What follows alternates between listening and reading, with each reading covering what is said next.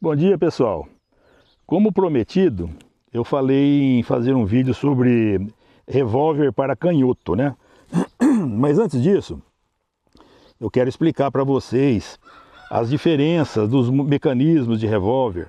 É um vídeo mais técnico, sabe? Então o pessoal fala assim, mas eu queria ver você atirando no final. Eu tenho vários vídeos aí no meu canal, dando tiro. O pessoal fala para eu falar sobre larápio, sobre garrucha, sobre esse tipo de arma. É difícil a gente às vezes estar com essa arma na mão para poder fazer um vídeo específico. Mas assim, eu vou fazer esse documentário hoje aqui para vocês aqui, que é assim uma coisa que pouca gente sabe.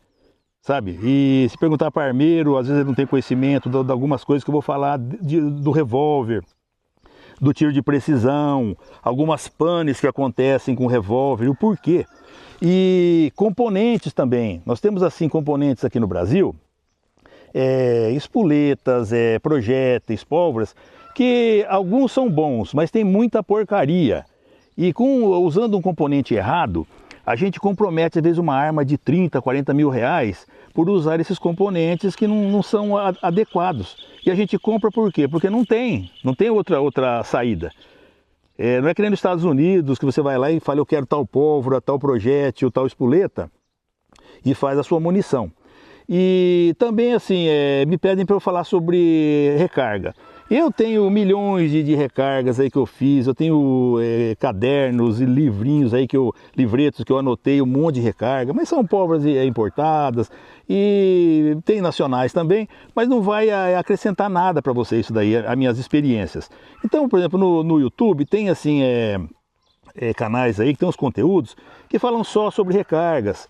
Então, outra coisa, quem quiser aprender a fazer recarga, faz a clínica de recarga da Búfalo, como eu e meu filho já fizemos lá, temos até o certificado, pessoal bacana, muito experiente, lá vocês vão tirar todas as dúvidas, sabe? O Pimentel e a equipe dele lá sabem tudo e mais alguma coisa. Então isso daí é muito bacana, para o cara que quer aprender a recarregar, vai na escola certa e ele vai fazer uma recarga responsável.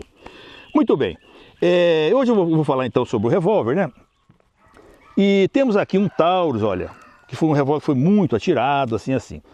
60 a 70% dos revólveres que eu conheço, eles têm esse problema que eu vou mostrar para vocês agora. O que é?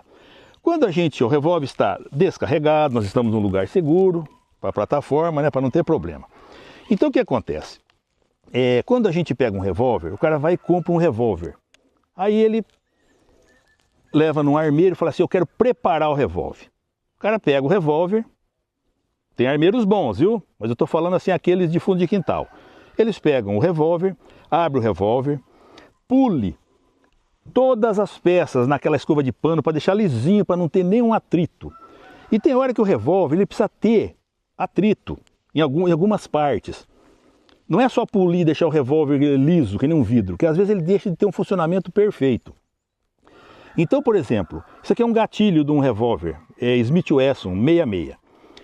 O polimento aqui, por exemplo, se você quiser diminuir a ação simples dele, o que tem que fazer aqui? Tem que mudar o ângulo da armadilha aqui. No cão ali, jamais se mexe ali, precisa ter muita responsabilidade para mexer na armadilha do cão. Mas no gatilho tem que se mudar o ângulo. E precisa saber, precisa ter ferramenta para isso. Polimento. Polimento aqui dentro, olha, nessa cavinha aqui, tem que fazer um polimento, mas não assim, ó, com a lima, que você deixa ranhuras, micro ranhuras que ele vai dando aqueles degrauzinhos, né, vai dando arrasto. Ele teria que ser polido assim. Então, assim, tem alguns pontos que a gente pode mexer. Mola real, eu não aconselho nunca mexer na mola real, porque você diminui o quê? A força da batida do cão, que pode vir a falhar. Então mexe-se na mola do voltante, a mola do retém, algumas outras coisas, né? E falando desses revólveres nacionais, o cara pega, então manda preparar e tal, e às vezes fica aquele revólver com um problema que eu vou relatar para vocês. Quando ele pule algumas peças a mais, que ele tira material, e às vezes ele teria que pôr material, olha o que acontece com o revólver.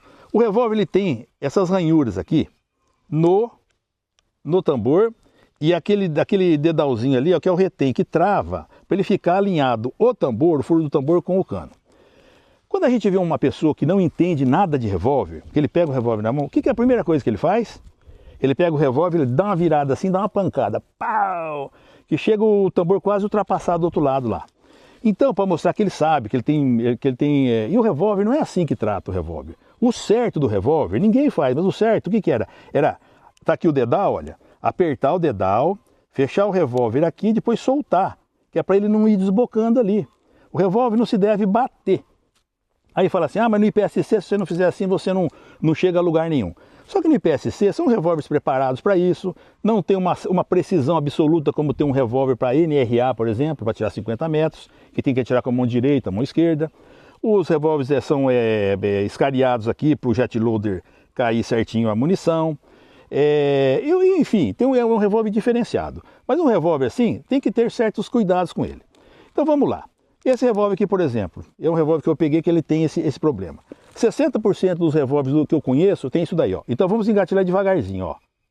Engatilhei devagarzinho. Pronto, o revólver está pronto para atirar, né? Tá pronto? Não, não tá. Olha o que acontece, olha. Ele não caseou embaixo, ó, eu vou virar, ó. Caseou, tá vendo? De novo, ó. Vou engatilhar devagarzinho, não caseou. Ó. Agora eu vou engatilhar ali rápido, ó. Ele caseou, tá vendo? Então o que acontece? A pessoa está num campeonato de fogo central, ele não vai pegar e engatilhar o revólver rápido, ele vai engatilhar o revólver devagarzinho assim, ó. E vai fazer o disparo.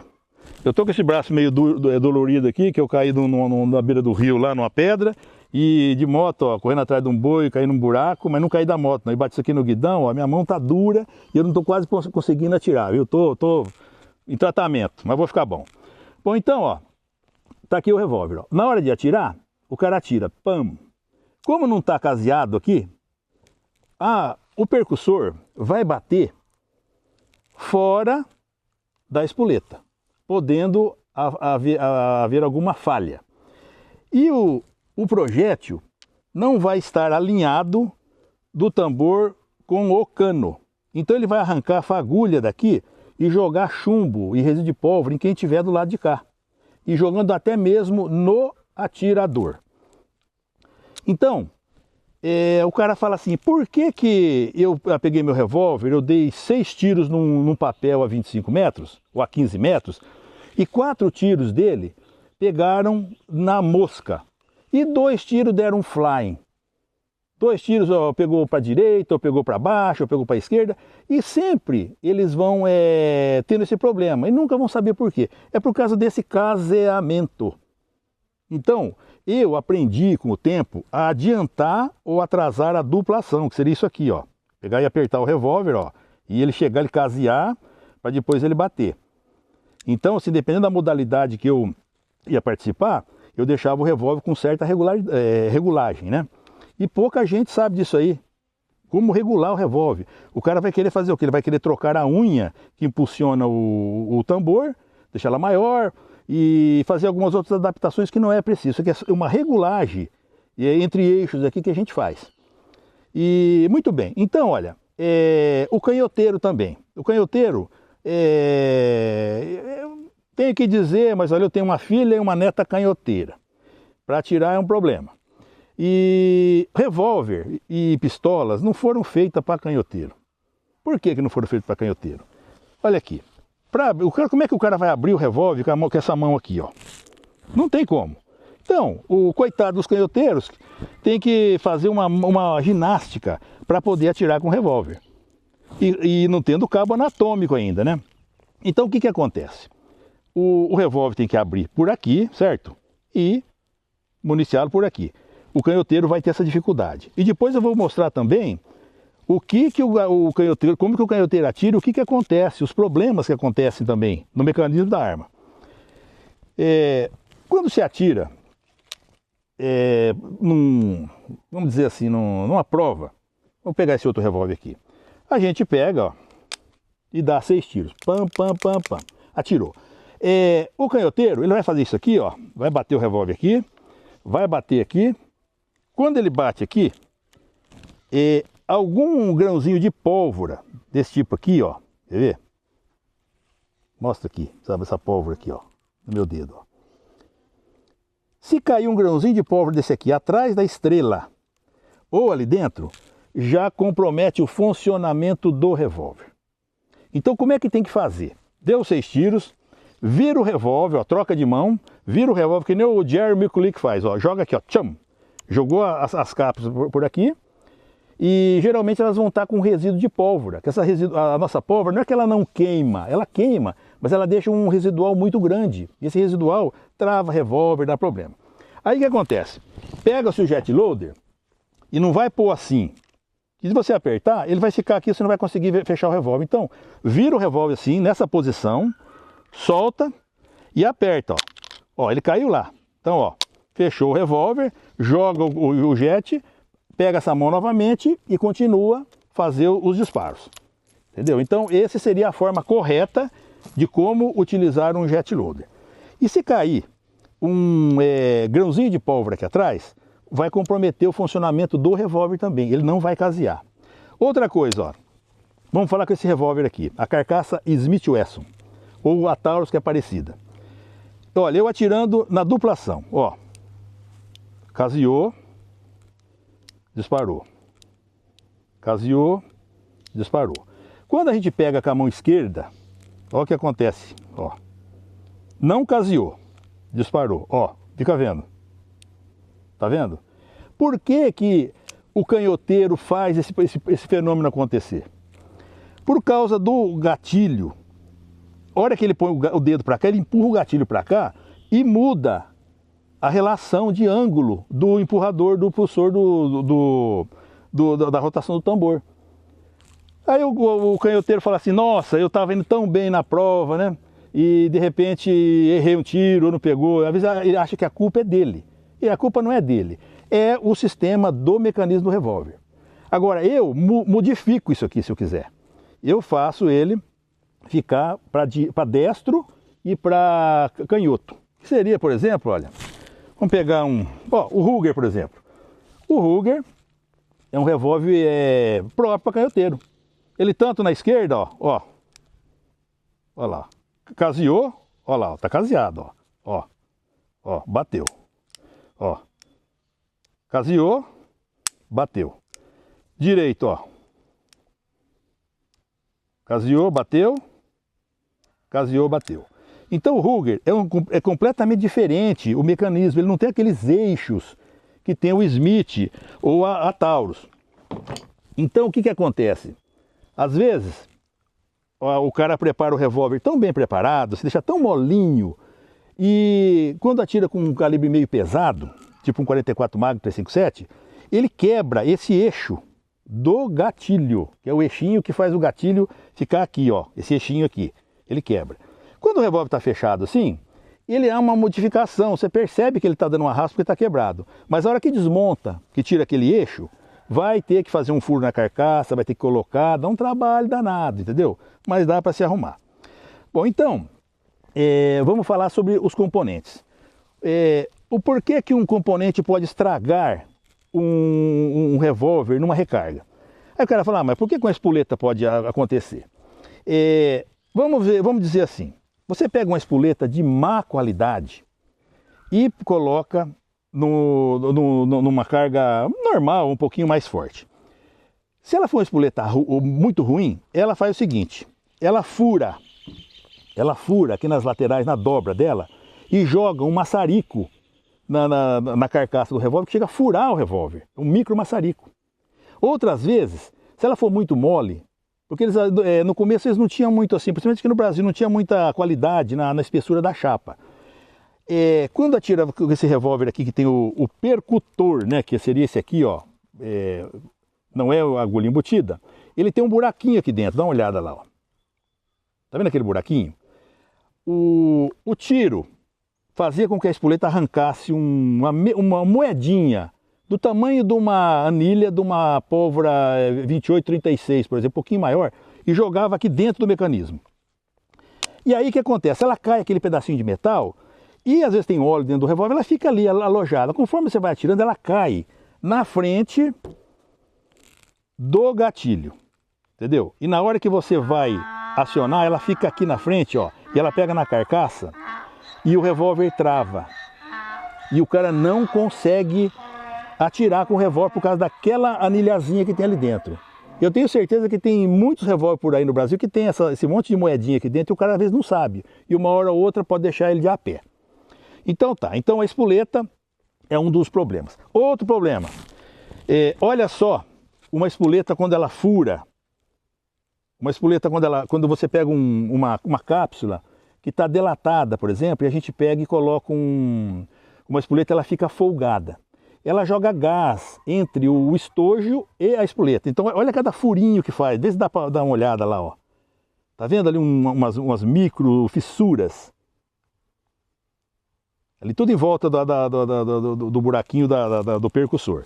Então ela forma isso daí e vai danificando a arma. Outra coisa, o projétil. Pega um projétil desse tipo aqui, que nem a antiga Selgon fazia, ele não tinha cera.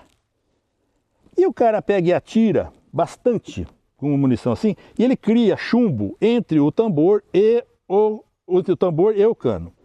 Aí ele começa a não rodar, ele começa a pegar ali. Então o cara pega e força. Não ele forçar aqui, ele está forçando a unha do impulsor do tambor e a estrela. Aí depois que tira aquele chumbo ali, o revólver vai começar a não casear. Entendeu? É um problema também que acontece. Cápsulas também, vamos voltar no cápsulas. Há uns anos atrás, nós compramos aí um lote, um ferramenteiro comprou em São Paulo, um tambor de 200 litros de cápsulas 44 Magnum, que dizem que a Rossi fazia uma carga de 160% mais forte do que as normais para atirar o primeiro tiro com a arma que tinha acabado de ser fabricada. E essas cápsulas, ia ser vendida para a Deca, fazer torneira. E o cara pegou aquilo lá numa sucataiada e veio. Aí ele pegou e fez uma ferramentinha para poder desamassar as cápsulas. Desamassava as cápsulas e tal. Aí todo mundo lá do clube de tiro comprou essas cápsulas. Vamos experimentar a casca baratinha e tal. E a gente desamassava essa cápsula e dava o primeiro tiro. Quando dava o primeiro tiro, se ela não furasse, você podia dar mais 10, 12 tiros e ela não tinha problema, ela salvava.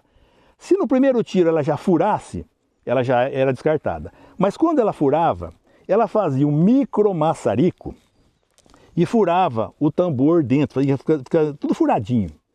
Então, o Dr. Carlos Corbucci lá de Penápolis, ele também atirava muito e tal, ele estragou um modelo 29 Hunter da Smith Wesson, aquele que vem com montagem de luneta, com esse tipo de manobra. E eu estraguei um Super Red Rock e um 629 na época, ficou todo furado, acabou com o tambor por causa de usar porcaria, querer economizar, falar, isso aqui é barato. Então, na sua arma, coloca o melhor componente, a melhor cápsula, o melhor projétil, a melhor espoleta, a melhor pólvora. Então nós temos pólvoras hoje aqui, ó, por exemplo, essas antigas aqui, são das melhorzinhas, ó. Uma pólvora dessa aqui tem lá, ela venceu em 2004, ó, com 3 anos de validade. Até hoje está funcionando. Essa aqui é a antiga mantiqueira. Essa pólvora mantiqueira também tem uma coisa, ela dá altíssimas velocidades, olha como é que ela é. Ó. Ela é de base dupla, nitrocelulose e nitroglicerina. Então é assim, um componente muito quente. E o que ele faz, esse componente muito quente? Quando ele dá o fogo aqui no gap, ele chega quase que cortar, dá uma olhada lá, vai cortando o revólver. Tá vendo? Por causa desse calor. Esse revólver, ele era 6 polegadas, hoje ele está com 5,5. 2 vezes eu já precisei tirar o cano dele e dar uma volta, depois outra, para poder chegar ele mais perto aqui. Tinha jogo, jogava mais que o Pelé. Então, assim, um revólver que tem muitos milhares de tiros, mas é um dos revólveres que eu mais confio, esse daqui, é um 686. Então eu sempre dou uma revisionadinha nele, ele sempre tá bom. Mas então, olha, passei para vocês aí alguns probleminhas que pode acontecer com o revólver e usar um componente de primeira. Eu hoje, por exemplo, só uso ou munição jaquetada ou essas munições aqui, ó, da Buffalo, que elas são pintadas com uma tinta especial que não chumbeia, não dá fumaça. Então está sempre o cano limpinho, na hora de limpar não fica aquela fumaça preta na mão. Então a gente tem que escolher esse tipo de coisa. E muitas vezes a gente ganha um pacote de bala do vizinho. Olha, eu tenho umas balas do meu pai que não atirava. Aí o cara pega e vai atirar no revólver. Todas elas negadas. Ó. O que acontece? Uma hora, uma porcaria dessa aqui para no cano. E o que vai acontecer? O cara vai dar outro tiro por cima e vai danificar o revólver. E são assim, algumas você tem espoletas corrosivas que são muito antigas. Olha o estado. Então essas munições assim velhas, joga fora. A economia é a base da porcaria. E falando também sobre revólver, é o seguinte, as pistolas dão muito mais pane do que um revólver. Só que as pistolas são mais fáceis de resolver o problema. Sabe, é uma dupla alimentação, é um carregador que deu uma amassadinha ali, que não bateu a rampa, você consegue resolver. O revólver, quando ele der uma pane, são coisas que tem que correr, e ele para de funcionar. Então, como acontecer de cair uma moedinha ali atrás daquela da espoleta, ou, por exemplo, dar um tiro e o projétil para entre o tambor e o cano, ele não vira. Outra hora, um revólver curtinho, desses aqui, e coloca uma munição dessas ogivais de fábrica, e vai atirando, às vezes ela sai, com a inércia, ela sai, que ela não é muito bem crimpada, e fica para fora. E na hora que vai virar, o revólver não vira. Também é uma pane complicada. A única vantagem que o revólver tem sobre a pistola, assim, nessa parte de... Eu confio mais assim, mais em revólver do que pistola. É minhas armas de porte, eu gosto de revólver. Mas assim, se um revólver desse daqui, por exemplo, ou qualquer um desse aqui, parar uma bala no cano, ou parar um projétil aqui no cano, o que acontece? Você dá outro tiro em cima, numa situação de defesa, ele vai fazer um ovo aqui, vai te estragar o cano, mas o revólver vai estar pronto para dar mais tiros.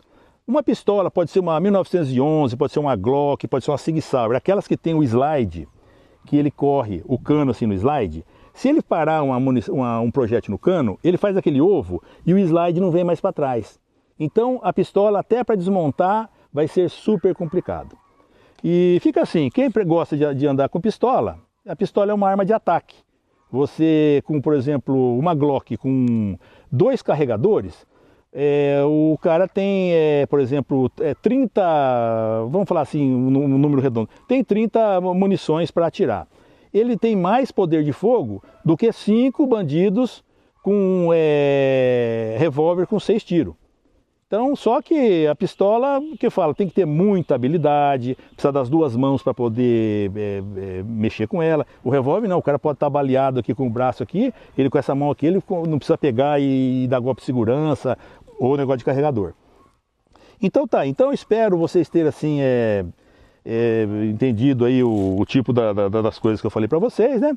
E aos canhoteiros, olha, não fique chateado de eu falar isso aí, porque os canhoteiros, segundo as más línguas aí, eles são 2% mais inteligentes do que os destros, né? E fica a dica, um revólver ação simples, ó, esse aqui é um revólver de madeira, ó, esse aqui é um revólver feito para o canhoteiro, ó. Ele abre aqui com essa mão aqui, ele dá o fanning, o abano, e aqui a varetinha para ele tirar os estojos deflagrados, né? Então fica a dica aí, beleza, pessoal? Então, a próxima vez eu vou falar agora sobre espingardas, história sobre espingarda, que eu sei que o pessoal gosta muito de espingarda aí, são espingardeiros. E tamo junto aí.